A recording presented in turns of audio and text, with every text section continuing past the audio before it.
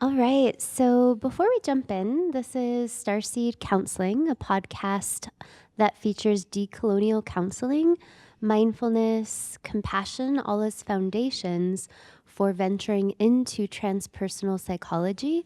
When we look at transpersonal, often we're looking at spaces beyond the self or the ego. And so today I have an individual who I deeply admire, and I'll just invite them to start off by introducing themselves as well as their background before we jump into what is transpersonal psychology. So welcome, Antonio Nunez. So glad you're here. Thank you. Yeah, it's a good opportunity for me to learn what it is after being involved with it for so many years. Transpersonal for me is kind of my life. I started getting to know what transpersonal is all about after I had a spiritual emergency that led me to search for meaning as to what was going on, and I was led to Esalen Institute, where I met Stan Grof and some other people who were the first people that welcomed me because of having that experience. I said, "You're lucky, because this is a preamble of a new life for you." So rather than being scared about what was going on, they welcomed me into this field, which has become part of my life ever since. I went to CIIS, the Institute of Integral Studies, where I did my PhD. Not only I did my PhD, but I also was involved in developing a program for them in organizational development and transformation, which later became a master's degree, which I directed, and I began to teach on it. So my connection to transpersonal goes way back to the year 1980 or so, when I started joining Esalen in many workshops. So does that Beautiful, give you an Antonio. idea? That definitely does. And I guess I'm a little curious if you're open to telling us about this transpersonal emergency and emergence. What did that look like for you personally? Well, spiritual emergence is a very scary process for those who have experienced it. And I think many of us who are healers or who are therapists have gone through similar processes.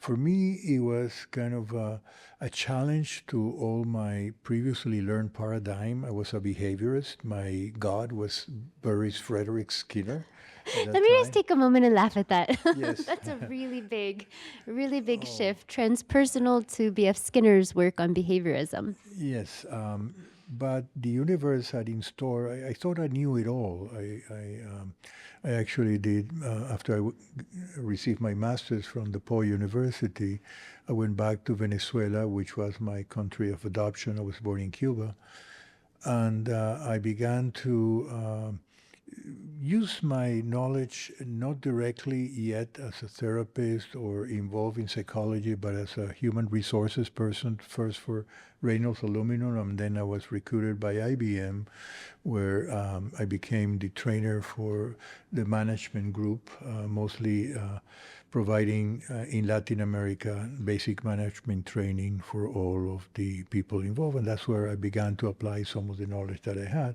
So I said, my life is all set. I'm a behaviorist. I believe everything was, we were born as a tabula rasa, and everything was embedded there. Stimulus response, Pavlov was another one of my gods. And little did I know that someday I was going to experience some things that I would have to label in the DSM-2 at that time. Yes, I'm that old.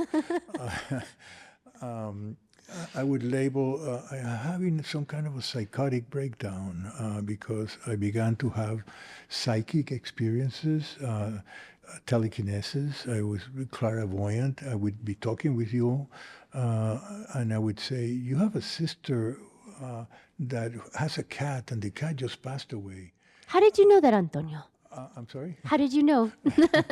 Well, the funny thing about it is that the person that I was talking to would say, "Yes, I have a sister," and they would call them and say, "Yeah, their cat had died." So wait a second, this cannot be happening. It didn't fit my paradigm of understanding psychology. So I started a journal called my Conscious Paranoia. I self-diagnosed myself, but this is it. I'm losing it. But it was so much of a hard feeling that I was experiencing that I decided that if this is paranoia, I'm going for it. But my family was very concerned. I began to use incense and began to sit and meditate. I joined a Hermeticism school, alchemy, and then something happened, which was kind of the first time in which I felt a little safe within the spiritual emergence, which was, and this is kind of an esoteric story, very incredible, but I have a witness, which is my wife. We were sitting in our bed. She was reading a book, and I was actually praying. I said, I need some guidance. What is this happening to me? Why am I experiencing all of this? And I had a set of tapes. I don't know if you know what tapes are. No, tell the viewer, what Yeah. are tapes? Yes, cassette tapes is something that we used to listen to. Back in the 80s and 90s, yeah, with like back- two little holes. It seems like last century. But anyhow, I had bought them previously from Psychology Today, and they still were wrapped in cellophane. Cellophane is the little plastic. Anyhow, then suddenly after I do this prayer, we hear a noise in the background. We had a bookshelf behind our bed, and the container split into many different places, and all the tapes came flying down all over the floor except one that fell on my heart. I took While the you were tape. praying. Yeah, I opened the wrapping, and it was Ramdas tape from Psychologist to Yogi. I put the tape on, and he began to relay the experiences he went through at Harvard and how he changed his mind being a behaviorist to being a spiritual leader. And for the first time, I felt, okay, this happened to somebody else. So there must be something that might be okay about this. But the true shift for me from my spiritual emergence turning into an emergence was when I met Stanley Krippner and Stan Grof, and they actually were very happy about what I was telling them in terms of the experiences that I'm having, rather than label me, or you're having a psychotic breakdown or something like that. They just said, welcome to the group. And through their guidance, I was able to realize that there was a whole new world that I had never explored. And that's how I began my search into the transpersonal world that guided me to CIIS and now to teaching again back in Europa, where I used to be involved with many years ago. So. Antonio, that's beautiful. And I just want to make sure I got some of the threads of that story. So I'm hearing these aspects of psychosis, what we'd label in DSM-2 and 3, were part of your experiences early on. And in a moment of literal prayer, a message falls on your heart, and it ends up being Ram Dass, who really was a huge spiritual leader who made this journey from behaviorism to transpersonal and spiritual psychology. Thank you for sharing that. Yeah, so to complete that chapter, it's very Yeah. interesting to know that when I graduated from CIIS with my doctoral degree, the person that was in charge of giving the in the how do you call it, commencement exercise was Ram Dass. And I had been studying with him after that several times, both at Esalen and in California also. So I never told him the story that I just told you about the tape. So I took the opportunity, he was sitting next to me, and said, I have to tell you this, how instrumental you were, and I never shared this with you. So I told him the story. He turned around and looked at me, he says, I'm getting too old to do that anymore. So I'm glad that it had that effect on you, but right now I'm more settled down. So his sense of humor was always present. So he got tired of throwing tapes to... I'm sorry? He got tired of throwing tapes to psychologists. That's beautiful. I don't know if I've shared with you, Antonio, some of my transpersonal stories. Your transpersonal story? Yeah, my spiritual emergency. I would love to hear about that. And honestly, I think I'm still having them. I'm still having psychosis, is what I'm admitting. We know that. But I'm just good. kidding. It's out. It's open. It takes a little bit of that psychotic mind to be able to teach at these institutions like Europa and CIIS and things like that. It does take an open frame. I think the one that feels most alive for me is one of the first times I got acupuncture. I can remember like feeling very dizzy, and all I could see was like mandalas after I got off the table. And so I remember thinking, it doesn't feel safe for me to drive after this appointment. So I walked to a nearby park, and as I sat down, just feeling a little dizzy, a little disoriented, I started hearing applauses, and I'm like, who is applauding? And then I started seeing all of these people come up from the grass that were just kind of like made of light bodies. And they said, you finally remember us. And I just started crying. But then what preceded, what was more odd to me, is I started speaking different languages that I've never spoken. And I could speak them well and I could understand them. And this lasted several hours of me just being in this park, channeling different languages. Like glossolalia, or more like different actual languages like French, Italian? Or... Both. Wow. Glossolalia. And that's actually something that feels really good for my nervous system and my tongue, is just to allow syllables, sounds to come out. So I eventually studied linguistics because I was so curious to see if these languages were something, and they actually were. A lot of what I had been speaking. And so, that got me to study a doctorate in applied linguistics of mental health. But prior to that, really me going to get my master's in counseling, sorry, I'm moving my stuck leg, really, it was kind of the counter. I became really interested in the DSM so that someone else wouldn't diagnose me. So I memorized all of the DSM, wanted to know the differences between schizophrenia, psychosis. And I can remember sitting in class with my dear friend Andrea, and she's like, you meet all the criteria. And I'm like, I know, but I'm not paranoid and I'm not scared. I was like, I don't meet those two criteria. I'm not fearful of what I'm seeing, what I'm experiencing. I'm curious about it. And so that was one experience that happened. So, but I would say a bigger transpersonal or spiritual emergency or emergence was I did a 4-week yoga teacher training, and this was in 2012. And so we were doing, I'd say maybe like 6 hours of yoga a day, hot yoga in a hot room that can, create blood sugar imbalances, pH level changes. But after the first week, after our meditation, and this is the first time I'm doing serious meditation, serious yoga, when I open my eyes, Antonia, from my meditation, my hands are disappearing. They're not there anymore. Earmuffs, if you have littles, it scared the shit out of me. Because I remember trying to blink and find my body, and it's like I could see, for example, in this room, I could see a painting, I could see a wall, but I couldn't find my body anywhere. And so it lasted, those few minutes, like 10 minutes, felt like hours of not being able to locate my own body. And then later that night, I can remember just crying at the yoga teacher training, and my teacher's like, oh, Anna, it's just chi. It's just a chi flow. And I'm like, what is chi? Like so confused. What is prana? What is this life force? It didn't make sense. And then that evening, it felt like I was on fire. Like I was like a chemical burn. It burned so bad. I started praying.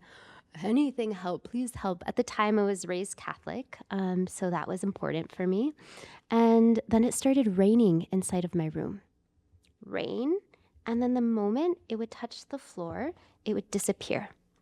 And one of my best friends who actually I still keep in touch with, love so much, that whole 4 weeks that I was there, such wild, magical things were happening of synchronicities and coincidence. Mm-hmm. And so every time we would say something, it would come into being. Mm-hmm. Like she mentioned, I wish, and this is, in June, July, I wish we could have some snow in Christmas. And we laughed, ha, ha, ha. And then we're walking down the beach and there's a Santa party. And we get bottles of wine and meals for free out of nowhere.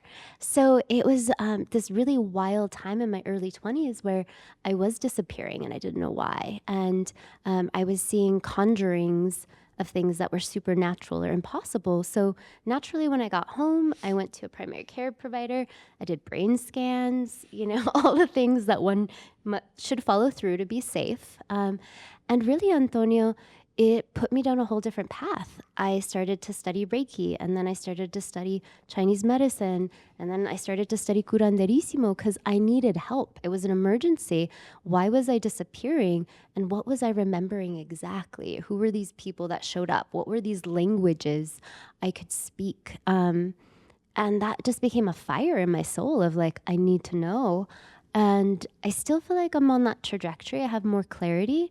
But I often walk this line with myself, as we're clinical psychologists, as we're mental health counselors, as we're social workers. What is that line between our own spiritual emergence and actual safety? So it is a line we walk. So I'm curious, how do you hold that line of like, you might actually be experiencing schizophrenia and need help, or you might just be having a spiritual emergency? I didn't know any solution other than be guided into attending Esalen, and I became almost for 2 years before I even started at CIIS. I became involved at Esalen, attending workshops from Michael Harner, from Stan Grof, from what I learned are the leaders now of the field of transpersonal, Fritjof Capra, and it was. A very interesting time in my life because you were mentioning the synchronicities. Particularly, you used the word linguistics. I didn't know your background. And when I packed my things from Venezuela, where I was living, and we moved with my whole family, which was a blessing. My wife thought I had lost it, but she followed me along and with my 3 kids. And we were... I packed one book that I was given by somebody. The title of the book was Basque Linguistics, and that's what the memory came. And I didn't know where I packed that book. I never read it. It was a book in Spanish, but that's the only book I took with me in the journey when I moved to the States and then back to Esalen. In the first month-long workshop with Stan Grof, I had attended a couple of other workshops on transpersonal psychology, holotropic breathing. I was one of the guinea pigs in his first holotropic breathing exercises. About the 3rd or 4th day of his month-long, he had different speakers come and spend with us 1 day or 2 days or 3 days. And one of them was Angeles Arrien, who... I didn't know who she was, but then she introduced herself as being a Basque mystic. By legacy, she was in charge of teaching Basque mysticism to all the Basque in the U.S. and traveled all over the country for that. And during the break in the workshop, I went back to my room. I took hold of the book and I walked up to her and says, "Excuse me, you don't know me, but I'm supposed to give this book to you." She held the book in my hand, gave me a big hug, touched my head on the back and said, "You have something that makes you part Basque, so you have that in you." And then we became very good friends. And she was my teacher at CIIS, my friend. And she was also actually involved in helping the MTC program at Naropa to become a reality by helping Deborah Bowman and that team to actually adopt that program from Boulder Graduate School, and it became the first MTC program at Naropa. Beautiful. So that is, I don't know if that answers your question directly, but I can relate also to experiences. That's why Coincidence. I said glossolalia and things like that, because I've had sometimes those experiences in which I even recorded myself and then tried to make meaning, but nothing comes up. But speaking in different tongues. Actually, for me, the Tower of Babel is kind of a metaphor of what really the separation of the unity of the knowledge into many different tribes and all that, and that created all the level of confusion that we have in the world today. But that's another conversation someday. Yeah, and I agree. The Tower of Babel is a beautiful metaphor. And I do think that words can become very flimsy. When we look at cognitive behavioral therapy, it's very useful, right? tracking cognitive distortions like black and white thinking or overgeneralization, that's really helpful. And in many ways, if we look at the Toltec, they believed that from Mexico, like every time we speak, we're casting a spell. And so it's important to know what you're casting, and having good cognitive hygiene is important. It's like brushing your teeth. If you're walking around with bad breath, it's not good for others. It's not good for your own health if you're not brushing your teeth. So yeah, making sure that our cognitions are clean is important. But I think that in consciousness, we can hit this stage where words become less important. Like they're important for a certain moment, but when we're hitting these transpersonal spaces that you mentioned, we're just very heart-centered, vibrationally heart-rooted, that words become kind of flimsy for describing some of these really big experiences, or very loose in how we're trying to cross-linguistically translate what is transpersonal. So I'm going to just ask you that, Antonio. What is transpersonal based on your definition? Well, transpersonal is, how would I define it? Because it's more for me a way of living than even a definition anymore.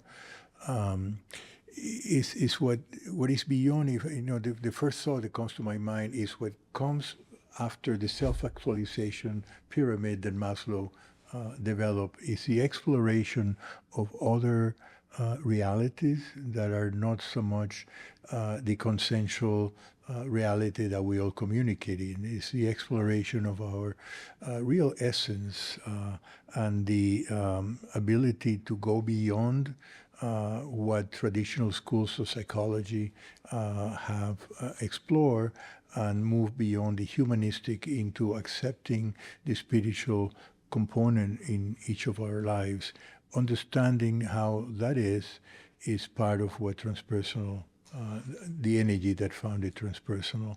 And when I'm thinking about the spiritual emergency, going back for a second, one of the validations about that being a component in my not only my growth, but I think it's also a component in all of the stories that I hear from our students when they do, in particular, the River Project. When they go back, almost 90% of the students have gone through a similar spiritual emergency, and that's what has brought them into the world of transpersonal psychology. And then I did, realizing my readings afterwards, understanding what happened to me, is that this seems to be a process that is very, very common in the birth of shamans or healers in many indigenous traditions. They go through a period of many different challenges that include the same experience, similar experiences to what you and I have described as spiritual emergency events. Beautiful. In our lives. So I think it's a component of the training of every therapist to have some kind of a suffering or something that takes them beyond their conceptual understanding of the reality into an exploration of something that is beyond that. Beautiful. So I don't know if that helps. I don't know, viewers, does that help? I think so. We here got a little ding, so yeah. But what I hear, Antonio, that I really appreciate is the context of Maslow's hierarchy of needs, that it becomes very difficult to do self-actualization work and beyond and explore non-consensus reality if you don't have your basic needs met.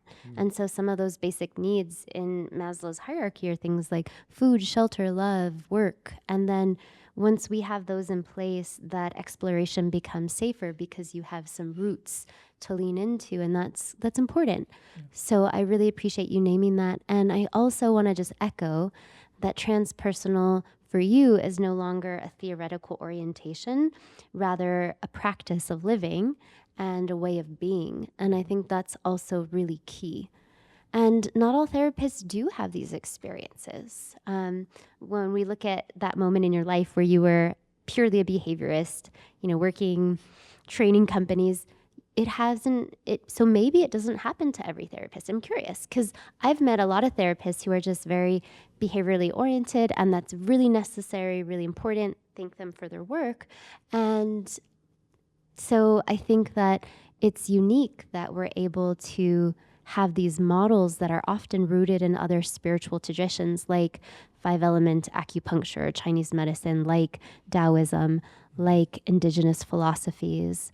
So it's like this both and that's emerging, is I hope more people have the experience. If you're having one, welcome. We're glad you're here. And I really appreciate you naming that transpersonal is a way of being. That feels to beat in my heart. Yeah. I know that you are passionate about drumming, and I'm wondering if you could just give me a few tips about this intersect of a drumming practice and a transpersonal life. Well, drumming for me started again back to Esalen when I first met Michael Harner, and he was teaching actually shamanic work to Stan Grof and Ralph Metzner and some of the other people. So I began to explore something that I had never conceived that I would be involved with, which is a group exploring his reaction to the first ayahuasca experience that he ever had with the Shuar people in Ecuador, in which he began to commit himself to develop something that would allow every individual to access altered states and higher levels of understanding reality without the need of using psychoactive drugs, which was also the impulse that helped Stan Grof to create holotropic breathing, because at that time MDMA, some other substances were becoming Schedule 1 and very much frowned upon the legal part of our society. So drumming, in addition to what everybody talks about, the sound of the drum develops theta waves and makes helps you regulate and all that. For me, drumming was more of an exploration of a whole new world that led me to become in touch with what we now call power spirits or power animals. I had a long discussion in my own mind with myself about, is this my imagination or is this really a scenario that I'm experiencing? And pretty soon, thanks to the guidance from Michael, I had the assurance that it doesn't matter whether you will label it imagination or reality, as long as we're getting something out of that experience.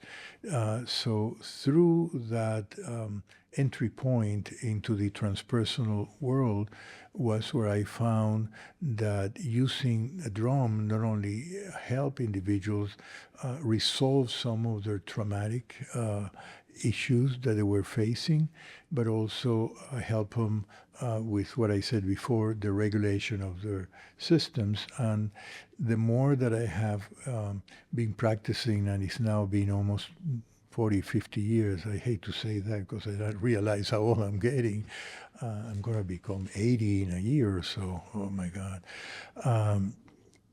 That has given me access to a lot of other information that I never expected was available. So when I said before at the early stage in this conversation that for me it's a way of life, it truly is, not only for me, but also for my wife, which I'm very lucky has followed the same kind of path as I have. And it is not unusual for us to look at the different components of the shamanic reality in terms of birds and other symbols that have been instrumental not only in my synchronicities in life or my guidance as to what path to take, but also in healing myself. As an example, I had an encounter with COVID recently, which was very serious. I was 2 hours from being intubated, and then some friends of mine in Albuquerque, which is a familiar place to you, help create some kind of a healing ritual with hawk energy. It was I don't know if he was a Pueblo or Navajo healer that worked with that energy. And he called me and he told me, guess what? My friend did a healing with the hogs for you. So I thanked them, and I didn't think too much of it, except for the fact that 2 hours after that call, the doctors came in and says, "We don't know what's happening, but we're not going to intubate you today." And you know what intubation now would have meant. You're now in a process that you're improving, so let's wait until tomorrow before we do that. And the following morning, they say, "We don't understand what happened, but you're really progressing." And I have no doubt in my mind that it had to do a lot with that, with those rituals that were taking place, including the fact that when my family came to pick me up again, several hawks were flying outside of the window of the Boulder Community Health Center. So it was a validation, and that's why I say when my life is totally related to the study of shamanism and indigenous cultures. And so for me, a drum is kind of something that goes along with me every place I I go, because I know that it's a way for me to access the deepest levels of my spirituality, and the ability to be able to transmit the knowledge to the students that are taking that and have the feedback from them, how much they learn in those journeys, and how much drumming allows them to connect with their ancestors, which is part of the almost everyday experience that I have when I go on a journey myself. That I keep on blessing my life and blessing the moment that I had that spiritual emergency. And now, I tell my students that one of my favorite phrases is one by Kierkegaard that says, "Life can only be understood backwards, but it must be lived forward." So when I look back in my life, I see the progression of all the experiences that I had, the negatives and the positive ones, and how they make up now what I'm able to teach the students. And when I witness their river projects, it's just a fantastic experience for me. And the validation that they've all gone through a similar path. So I know I gave you a long answer to the drumming directly, but for me, it's kind of the entry point, is the way that we first meet our reality in this lifetime, because we hear that beat of our mother inside. We hear that, and when we hear that, it's like brings us back to that state of awareness of that moment. As a matter of fact, I was relating to the students yesterday in the drum journey. There was a question about the sense of smell, and I remember that my first holotropic breathing journey, and I didn't know this, took me to a place of my birth, but I began to smell like cooking and oils and things like that. It didn't make any sense, but it was so powerful that I called my mother after I had that experience, and she told me, "Oh, I never told you that, but you were born in the kitchen." So, okay, thank you. Now it all makes sense. Beautiful. And when we look at drumming as an aspect of a transpersonal way of living, I love this metaphor of the heartbeat of our mother or the womb carrier, but as well as our own heartbeat. And when we look at drums, they are taken from, they are a reciprocity from animals. My drum is buffalo, I have a deer. And so it literally is the skin of another kin that we are playing on. We're playing on their belly. So I think there absolutely is this very deep vibrational connection with our own belly as that source of wisdom. And as you were talking, Antonio, about drumming being this way to pull home all the puzzle pieces of the positive experience in life, the hard, shadowy, if you will, negative, like that, experiences, that they all make up this big picture that you get to see with drumming. So it almost sounds like the drumming is the key to the inner libraries. It's the key to the archive. I was recently at an Afrofuture festival conference, and I heard the concept of a slow archive. So that's what I'm thinking of. It's the slow archives of deep time that exist over millennia. So we have these access points to our birth stories. We have these access points to the river of life. We have these access points even to moments before incarnation. if you ascribe to that. So it's just really like the keys to the library. And that's kind of how I see a drum. And I hear you take your keys with you, your drum, a lot of places. And that is such a beautiful gift. And also just a reminder that this podcast isn't just for students. It's for individuals across the country. It's for people who are not therapists. You're welcome to tune in, listen, and really also for a global audience. And we will be adding some translations of the videos so that this content can reach more people, because healing, transpersonal psychology, these aren't just limited terms to therapists. They're really realities that are just cracking open like seeds right now, just begging to be met, begging to be visited within us. So thank you so much for this metaphor of the drum, and thank you so much for being a deep teacher of the drum.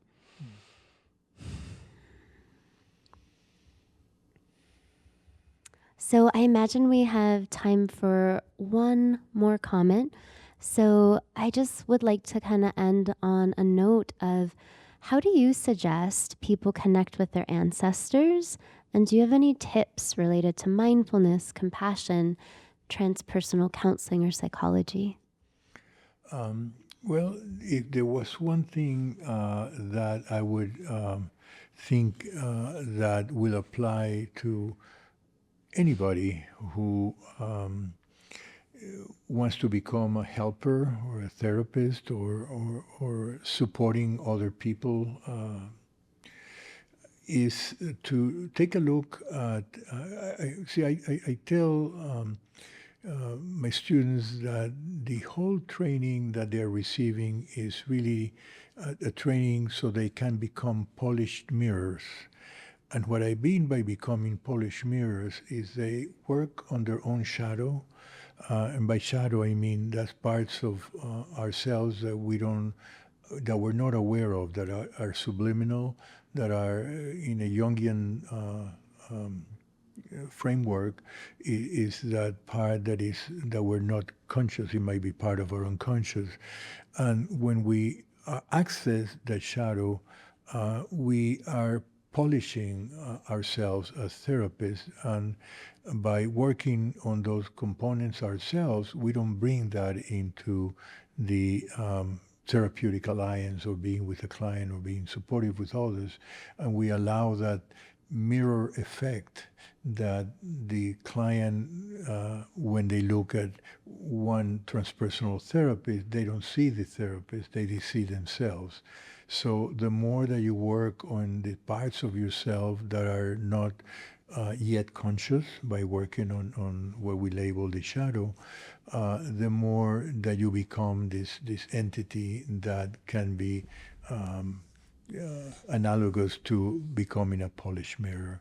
So all those practices that we do in the training of mental health practitioners is really about knowing themselves, so they don't interfere in the process when they are with clients. So that's what I would say, in addition to mindfulness, in addition to other contemplative practices that are always supportive. For me, working with the shadow is the key component that would allow you to be fully available for your client, experiencing hopefully a total acceptance and unconditional love, which is the energy, that the vibration that permeates the counseling experience and becomes a breakthrough for the clients. I just goosebumped on that, Antonio. Thank you. I actually felt your permeating unconditional love in that moment. Yes, thank you. Yeah, thank you, because I received that from you also. It's felt. And in that way, it's there's so much reciprocity in how we love. And I hear that that's really the foundation of becoming this concept of the polished mirror, which also comes from Buddhism, of the polished mirror and doing our shadow work. And as you were talking, Antonio, it made me really think of the iceberg, Freudian iceberg of, all that we can't see underwater is really who and what we are. And we're only getting glimpses of the surface. And I think most humans, many humans, just really live at that surface level. And so to permeate deeper, I hear you naming requires unconditional positive regard, as that is what creates healing. So I really love that. And so it sounds like a tip or a trick for some of our viewers or listeners might simply be start with some unconditional positive regard for yourself, especially the shadowy parts of self. So again, big thank you, Antonio Nunez, for all the work you do in the world. And so happy to have you as a friend. Likewise. Thank you very much, Anna.